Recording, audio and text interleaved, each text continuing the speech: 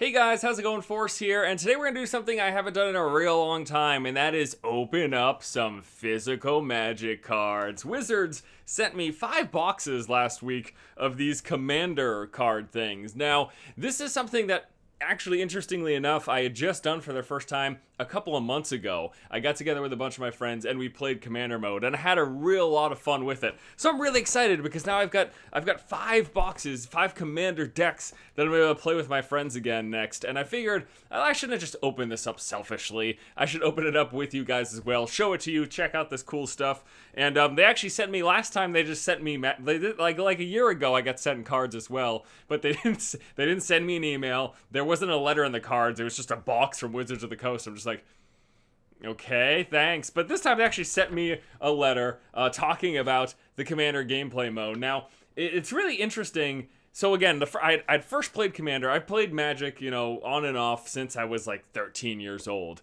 I'm 30 now. And I first played Commander a couple months ago. It's really interesting because you've got these Commander cards, which they're in and of themselves typically very strong, and you build a deck around them, and they basically start off at the game in this it's called like the Commander field or whatever, the Commander zone, and they're not in play, but you can cast them from the Commander zone, so you don't have to draw into them like you would normally in a lot of trading card games, collectible card games. You have to draw into the cards and then you can play them. That you start the game off with the Commander card in the Commander zone, and you can just hard cast it as soon as you can afford it. So I guess we'll just open up this first one. I've got my secondary little camcorder here so that I can show you close up as well of all the stuff as we open it. So again, I got these five boxes. They each fill different roles. There's a white and a black deck, a blue and a red deck, a green and a black deck, a green and a blue deck, and then the first one we're going to open up here is the Boros style, the red and white. So I just want to show you these cards. I want to take a look at the deck, so let's do that together, shall we? God, maybe I should open up from the bottom, huh? Maybe we should open it up from the bottom. That's probably the best idea. I'm going to ruin this. I don't even care. I just want to get to the Magic cards. Give me the Magic cards. All right, so let's take a look at this first one here. Let's take a look at this first card. Look at that right there. And I think it's probably better for me to show you on the little handheld camcorder. It is Kale, the Disciple of Eoros. He's a legendary creature. He's got double strike and vigilance. Whenever you cast a creature spell with converted mana cost 5 or greater, you gain an experience counter. And then this card gets a +1/+1/+1 for each experience counter that you have. So it's 4 mana for a 3/3 double strike vigilance. So it does first strike damage, double strike damage, and also doesn't tap when it attacks. And every time you cast big creatures, so I'm guessing that this particular deck here is going to be built around red and white big creatures. Maybe we'll see some dragons or some huge avatars or some interesting stuff like that. So let's take a look. So pretty much as expected, the deck is filled with a lot of big creatures, and that's coming primarily in the form of giants and angels, which red and white. A little disappointed that it wasn't dragons, but I guess giants will suffice. So we've got removal like the Earthquake card here, which you can tap red and X to deal X damage to each creature without flying. We've got the Disaster Radius for 7. In addition to the casting cost, reveal a creature card from your hand, and it deals X damage to each creature your opponent controls, where X is the converted mana cost of the creature you revealed. So you reveal a 5 casting cost or more creature that there's plenty of in this deck, you're dealing 5 damage to each of your opponent's things. So some removal, some fun stuff like that. The Warstorm Surge, this card is so good. It's 6 for an enchantment. Whenever a creature enters the battlefield under your control, it deals damage equal to its power to target creature or player. And again, we've got a lot of big creatures in this deck, all of which to fuel our commander there. We've got some interesting artifacts as well. This one gives you extra card draw, and you can tap it to deal 1 damage to a creature or player. We get the Seer Sundial with landfall. When a land enters the battlefield under your control, I may pay 2 if you do draw cards. So some nice drawing effects from those two things. Urza's Incubator. I haven't seen this thing since Urza's Saga. This is kind of insane. Enters the battlefield, choose a creature type. Creature spells of the chosen type cost 2 less to cast. Giants is what you're going to be going for there. You say giants, they all cost 2 less to cast. You can accelerate them into play a little bit quicker. We've got some creature pump up here, +3/+0 trample and lifelink.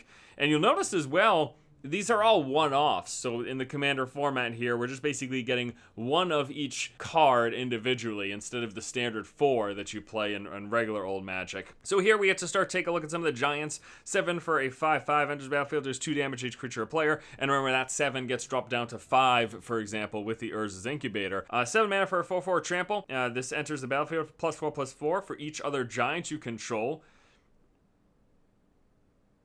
Exactly. Lots of Giants in this deck. That makes that kind of insane. Arbiter of Knoll Ridge, another Giant. He's a Giant Wizard. He's a 5/5 for 7 with Vigilance, so he doesn't tap when he attacks.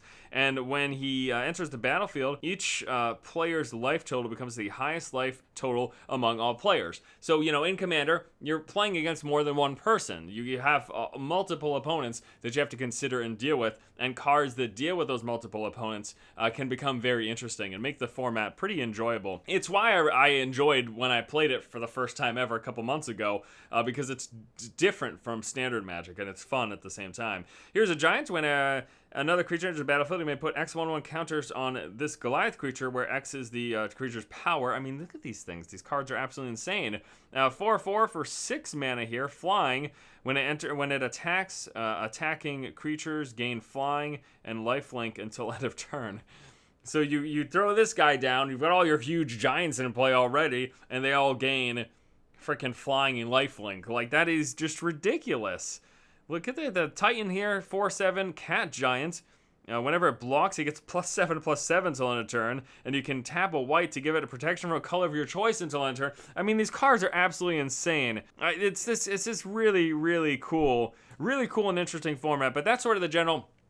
Oh, is that a dragon? Finally, there's a dragon. That's the general principle of this Boros deck. We've got these huge creatures, we've got some red and white removal, we've got some card draw effects, and we're using our Giants to fuel our Disciple and just smash our opponent's face. Lands are all pretty standard. They're dual lands. Then we've got the red and the white, the fetch style lands. Nothing too crazy as far as I could tell, but still some pretty interesting stuff. So let's go ahead and take a look at the next Commander deck. So next up, we've got the ADC Sauce, the Returned Commander. This is 3 mana, a colorless white and black for a 2/2 legendary creature.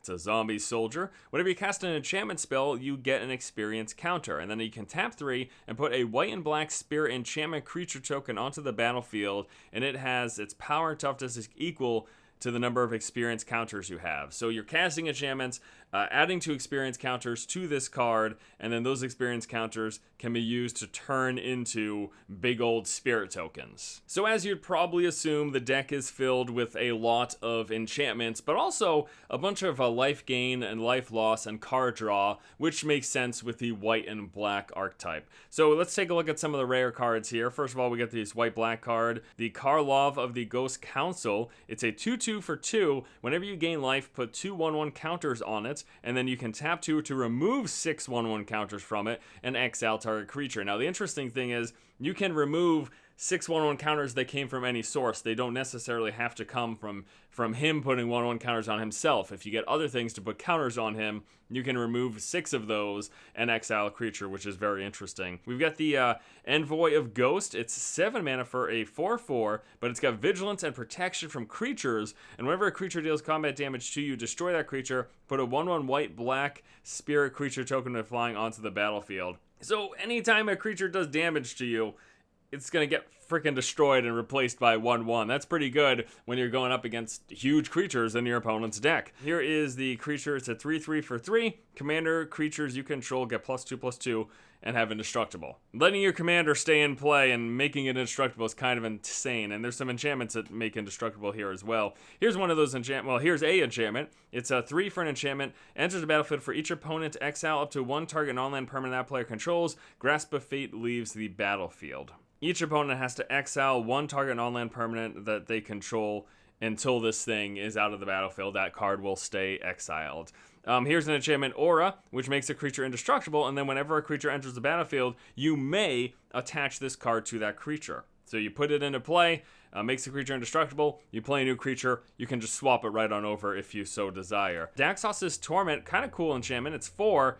It's got Constellation, so when this enters the battlefield, or another enchantment enters the battlefield that you under your control, this card becomes a 5/5 creature with flying and haste until end of turn. So you play this as an enchantment, It becomes a 5/5 flying haste until end of turn. You attack your opponent, and then next turn it just becomes an enchantment until you play another enchantment, which this thing then again turns into a 5/5 haste with flying that you can attack your opponent with. A Righteous Confluence, 5 mana. You get to choose 3, and you may choose one of them more than once, so you can repeat any of these choices. You put a 2/2 Night creature token with Vigilance on the battlefield, exile target enchantment, or gain 5 life. So you can gain 15 life, you can exile 3 enchantments, you can put 3 2/2 White Knight tokens into play, or you can exile 2 enchantments and gain 5 life, any combination that you want. Deadly Tempest, here's some mass removal. Destroy all creatures. Each player loses life equal to the number of creatures he or she controlled that were destroyed this way. Now, this does destroy your creatures as well, but since you've got a lot of enchantments and less creatures than probably many of the other decks, this becomes a good card. So yeah, that's sort of the general principle here. Bunch of enchantments, some life gain, some life loss, enchantments that turn into creatures so that when you destroy all creatures, it's not the end of the world for you. Pretty interesting deck. White-black archetype, again, as you assume, with white-black, life gain and removal. Card draw that has you lose life, all that sort of stuff is into play here. Pretty interesting looking deck. Let's move on to the next one. The next commander is Mizzix of the Magnus. This is a blue and red deck that focuses around lots of instant and sorceries, removal and card draw, things that blue and red are really good at. So it's a 2/2 for 4. Whenever you cast an instant or sorcery spell with converted mana cost greater than the number of experience counters you have, you get an experience counter. And then instant and sorcery spells you cast cost 1 less for each experience counter. So once this thing drops into play, you start off by playing your low casting cost instant or sorceries, get experience counters, and then as you play higher casting cost instant or sorceries, it gets more experience counters, further reducing the cost of the future ones that you play. Kind of interesting. I really like the concept here. So let's take a look at some of the rare cards. First off, we've got the Argent of the Shifting Flame. It's 6 for a 5/5 flying. When you cast a spell, put the cards in your hand on the bottom of your library in any order, then draw that many cards. So whenever you cast any spell, you get to basically shuffle through your library, essentially, which can be pretty interesting if you don't like your hand. We've got the Melik Izzet Paragon. It's 6 for a 2/4. Play with the top card of your library revealed. You may cast that top card if it's an instant or sorcery. And then whenever you cast an instant or sorcery from your library, copy it. You may choose new targets for that copy. That's insane. You use a burn spell. You get to basically just recast it for free and do that damage elsewhere. We have the Comet Storm, so this is some removal here. It's 2 red and an X, plus has multi-kicker, so you can pay 1 in additional for the number of times you cast a spell. Whenever target creature or player choose target creature or player, then choose another target creature or player. Each time Comet was kicked, it deals X damage to them. Alright, next up here, we've got the Epic Experiment. It's 2, a blue and a red, and then X. Exile the top X cards of your library. For each instant or sorcery card with mana cost X or less among them, you may cast that card without paying its mana cost, then put all cards exiled this way that weren't cast into your graveyard. So if you happen to know you've got a bunch of instant sorceries at the top, you can just get to play them all for free, basically.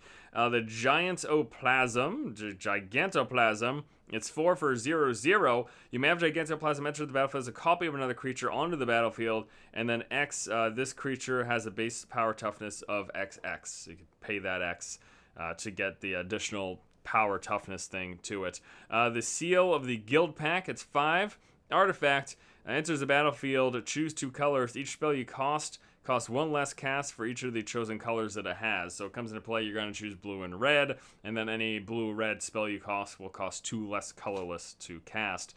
Awaken the Sky Tyrant, it's 4 in enchantments. Whenever a source your opponent controls deals damage to you, sacrifice this card, and then put a 5/5 red dragon token creature into the battlefield. So it just starts off as an enchantment. When you take damage from a source, you sacrifice this, and you basically get a 5/5 flyer for 4 mana, which is pretty good. It's still delayed to come in. Mystic Confluence, it's 5 for an instant. You get to choose 3. You can choose multiple of any of those. Counter target spell unless its control plays 3. Return target creature to its owner's hand. Draw a card, and you can mix and match those however you like. You get the Ether Snatch. It's 6 for an instant. Gain control of target spell. You may choose new targets for it. So your opponent cast a burn spell on your face, and you can say 6 mana, no thank you. You just burnt yourself. Congratulations. But that's the general principle. Lots and lots of instants and sorceries. Cards that work well off of those. We've got cards that are very good in the multiple. So look at that. The Talrand Sky Summoner. You've got so many instant sorceries. Whenever you play one of those, you're going to get a 2/2 flying off of that. We got some really interesting cards that'll work especially well in the commander format, which, you know, that makes sense because that's how this works. Charmbreaker Devil's so good. If you would draw a card, draw 2 cards instead. I mean, card draw off of blue, obviously. Counterflux, freaking Urza's Rage? Oh, God. I remember this card from Urza's Saga. It's just a really nice burn spell. Deals 3 damage for 3.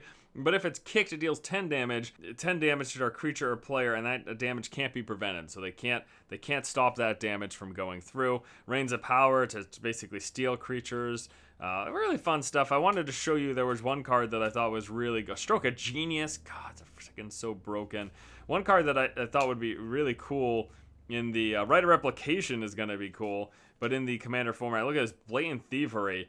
So it does cost 7, but you get to gain control of a permanent for each opponent. And again, in Commander, you're playing many, many opponents, so that's very, very awesome. All right, we got 2 more to go through. Let's give it a look. Next up, we've got Marin the Clan Neltoth. This is a black and green deck that focuses around sacrificing your own creatures, but getting huge benefits from sacrificing them, and also forcing your opponents to sacrifice creatures. Plus, since it's green, we got some big old beef in here as well. So let's take a look at the card. It's a 4 casting cost for a 3/4. There's decent stats compared to the other commanders, actually.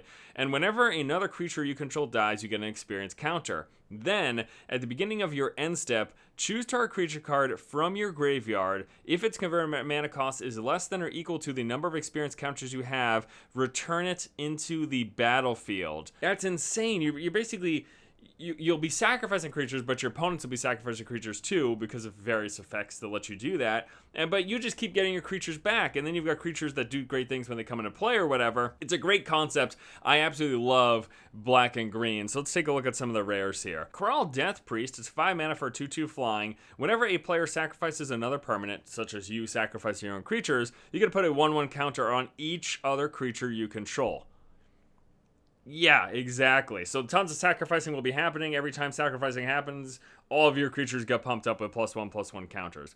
Dread the Golgari Lich Lord. It's 4 mana, 2 black and 2 green for a 2/2. It has +1/+1 when it comes into... it gets +1/+1 for each creature card in your graveyard. So if you have 5 creature cards in your graveyard, it's a 7/7. Then you can tap 3... sacrifice another creature. Each opponent loses life equal to the sacrificed creature's power. So again, you want to be sacrificing your creatures because it fuels your commander. And then with a card like this, you sacrifice your big creatures. All of your opponents, while you're playing against a commander, will lose life equal to that creature's power. That's kind of insane. Plus, you can sacrifice a Swamp or Forest, if this is in your graveyard, to return it to your hand. So if you have to sacrifice this for another effect for whatever reason, you can just get him back in your hand, replay him, and keep doing the same stuff over and over again. It's crazy. Champion of the Stray Souls, 6 mana for a 4/4. Tap 5, tap it, sacrifice X other creatures, return X target creature cards from your graveyard to the battlefield. So there's like a bunch of small creatures you don't care about. You do this effect, you sacrifice all those small creatures, get your huge creatures back in play. Crazy, crazy, crazy. Then you can tap 7, put Champion of Stray Souls on top of your library from your graveyard. Again, this stuff being in your graveyard is not a big deal. 5 mana for an artifact. Creature you control get +1/+1 and have flying and indestructible. At the beginning of your upkeep, sacrifice a creature if you can't sacrifice this. So if you can get a bunch of like small, stupid creatures in play, I mean, your creatures get +1/+1 flying and indestructible? That's insane, dude. Centaur Vine Crusher, 4 mana for a 1/1 trample. Enter the battlefield with a number of 1/1 counters on it equal to the number of land cards in all graveyards. Whenever land is put into a graveyard from anywhere, you may pay 2 green. If you do, return this card from your graveyard to your hand. So land, this guy gets pumped up off of land removal. 4 mana for a 2/2 Devour 1. Enter the battlefield, sacrifice any number of creatures. For the number of creatures sacrificed, it gets +1/+1. And then each other creature you control enters the battlefield with the additional X 1/1 counters on it, where X is the number of 1/1 counters on this card. So it comes into play. You devour 4 of your creatures. He gets 4 1/1 counters. Then each successive creature you put into play will have those 4 1/1 counters off of his devour effect. 6 mana for a 3/3. When it attacks, creatures you control gain +X+X and trample. X is Until end of turn, X is the greatest power among those creatures you control. I just can't handle this. This deck seems absurd. 7 mana for 6/6 flying. When it's cast from your graveyard... Oh, wait. You may cast it from your graveyard by paying 2 rather than sacrificing 2 creatures rather than paying its mana cost. So if it's in your graveyard, you can pay 2, sack 2 creatures, and put it back into play. Or you can just hard cast it for 7 as that 6/6 when it's in your hand. Wretched Confluence, 5 mana, choose 1, choose 3. You may choose more than one once, just like those other decks. Target player draws a card, loses 1 life. Target creature gets -2/-2. Return target creature card from your graveyard to your hand. I mean, again, as you can see, some really strong and potent 2/1, you may sacrifice it to target artifact or enchantment, and with all the graveyard fetch that you have, you get back in play, you're destroying a lot of artifacts and enchantments. In fact, one of the commander decks that we already looked at has a lot of enchantments in it, so that's going to be especially effective. And in fact, I didn't really show it to you, but a lot of these commander decks have a lot of artifacts to give them multiple mana sources, basically. Artifacts that give them additional colors, so let them produce colored mana of certain types. A lot of these commander decks have those, so that will be especially effective there. Loleth Troll, 2 for 2/1 trample. Discard a creature card, put a 1/1 counter on it, and then you can tap a black to regenerate it. Just a cool deck. I mean, I love this style of deck. Again, black and green, one of my favorites, and there's some very cool... Graveyard interaction in Magic is typically a very, very fun thing. It's one of the things that I feel like is missing from Hearthstone that I'd love to see something eventually make. Oh my god, the Verdant Force.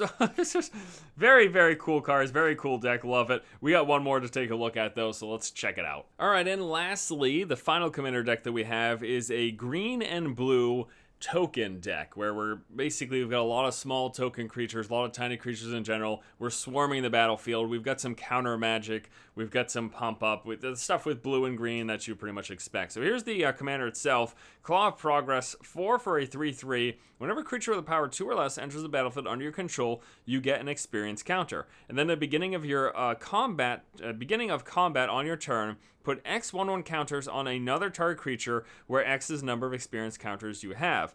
So we're playing a bunch of small creatures with power 2 or less, and then at the start of combat every turn, we get to put X 1/1 counters permanently on one of our creatures that we have. Again, you can imagine the synergy when we're swarming, getting ton of small experience counters, pumping up our creatures. They get big. We have so many of them.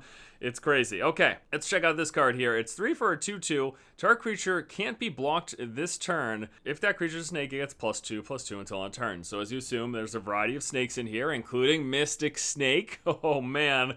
And yeah, it makes it unblockable and pump it up if it's a snake. All right, this is a heavy casting cost 1 at 6 mana, especially with the 2 green, 2 blue, but it's a 1/1. Enters the battlefield with X 1/1 counters on it, where X is the greatest power among other creatures you control. And then when it enters the battlefield, draw cards equal to its power. Yeah, so you get you play a bunch of small creatures, you put a bunch of tokens based on the experience counters on one of your creatures. This comes into play, you choose your biggest power creature. He becomes that big, basically, and you get to draw that many cards. In fact, that's kind of crazy. It might even cause you to overdraw at some point in the game. Caller of the Claw, 3 for a 2/2 flash, which means you can play it at instant speed, so like on your opponent's turn or whatever. When it enters the battlefield, put a 2/2 green bear creature token on the battlefield for each non-token creature put into the graveyard from the battlefield this turn. So, say your opponent attacks you and you block them with a bunch of creatures die, then you flash this into play, you replace all those creatures that died with 2/2 bear tokens. Again, there's lots of token stuff in this deck. Alright, the Scythe Claw, it's 5 for an artifact enchantment to living weapon. So when the equipment enters the battlefield, put a 0/0 black germ creature token onto the battlefield, then attach this to it. A equipped creature gets +1/+1. Whenever a creature deals combat damage to a player, that player loses half his or her life rounded up. Gonna be especially effective against, say, the black-white commander deck, where that player is going to be gaining a ton of life from their various cards. You hit them with this thing, they lose half their life. Alright, Archnogenesis, 3 instant. Yeah, put X 1/2 green spire tokens with reach in the battlefield. Reach lets them block flying creatures, where X is the number of creatures attacking you. Prevent all combat damage that will be dealt this turn by non-spider creatures. That's freaking insane. So your opponent attacks you with a bunch of creatures, you cast this, you get all these 1/2 things, and none of their creatures, unless they're spiders, which they probably aren't, none of their creatures will deal combat damage. Yours still will. Oh my goodness, very cool. All right, here's some blue stuff here. 5 lands for an instant. Exile all creatures you control at the beginning of your next end step. Reveal cards from the top of your library until you reveal that many creature cards. Put all creature cards revealed that way into the battlefield and shuffle the rest revealed into your library. Very interesting. So you have a ton of creatures, don't like them. Boom, exile them, replace them with other better creatures. Verdant Confluence, so here's some cool green effect here. Now, another one of these Confluence cards, which you get to choose 3, can do multiple. This one costs 6. Put 2 1/1 counters on a creature. Return target permanent card from your graveyard to your hand. Search your library for a basic land card. Reveal it and put it into the battlefield. Tap, shuffle your library. So you can get 3 lands. You can put 2 counters 3 times. You know, as we've seen in the prior stuff. It's 5, 6, 7, 8 for sorcery. For each creature your opponent controls, put a 4/4 beast creature token in the battlefield. Each of those beasts fight a different one of those creatures. So for each creature all of your opponents control, you get to instantly put a 4/4 beast into play. And then those beasts fight their creatures. Very good against opponents that have smaller creatures. Your 4/4s will kill them, basically. And even, I mean, that's just crazy, man. Very cool stuff. Command Beacon, put a commander into your hand from the command zone. Oh, wow, very cool. So you sacrifice this, get the commander from the command zone into your hand. 3/2, Loathing Shaman enters the battlefield.